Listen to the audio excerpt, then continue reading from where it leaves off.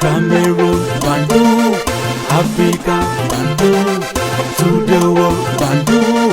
Tout à l'heure que le rappeur américain P. Diddy, Sean Combs, a été arrêté à New York. On l'accuse de l'agression sexuelle sur beaucoup de filles. Il y a eu ce moment de Me to You et il y a beaucoup de femmes se sont plaintes d'attitudes de certains hommes, de certaines célébrités.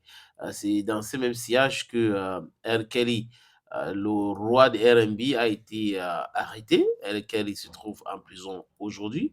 Dont le rappeur américain Shane Diddy Combs a été arrêté depuis le début de cette semaine par la police de Manhattan.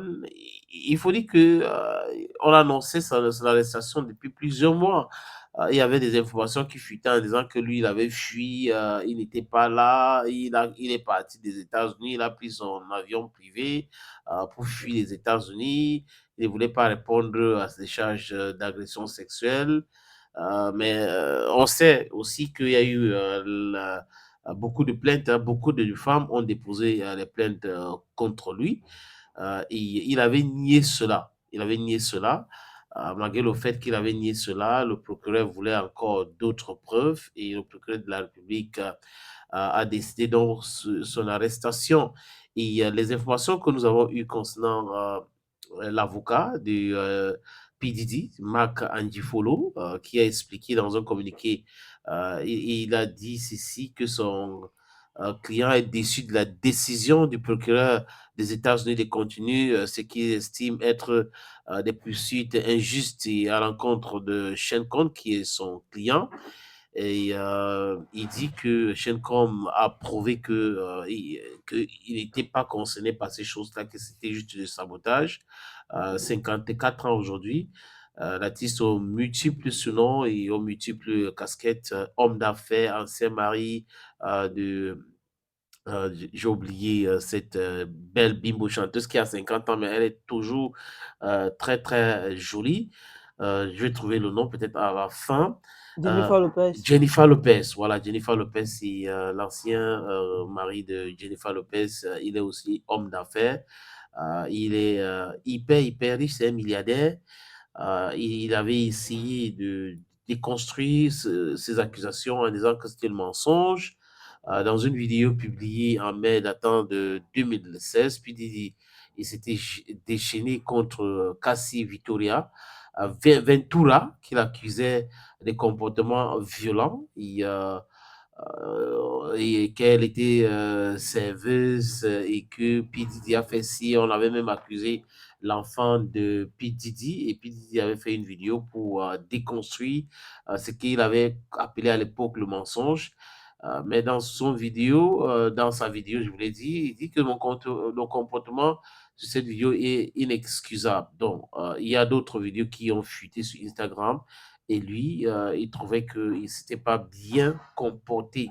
Et il faut dire que l'objet des allégations de violence date des 90. Hein. On a 1990 jusqu'à aujourd'hui. Waouh, ça fait très longtemps. Et aux États-Unis, on n'oublie jamais ces choses-là.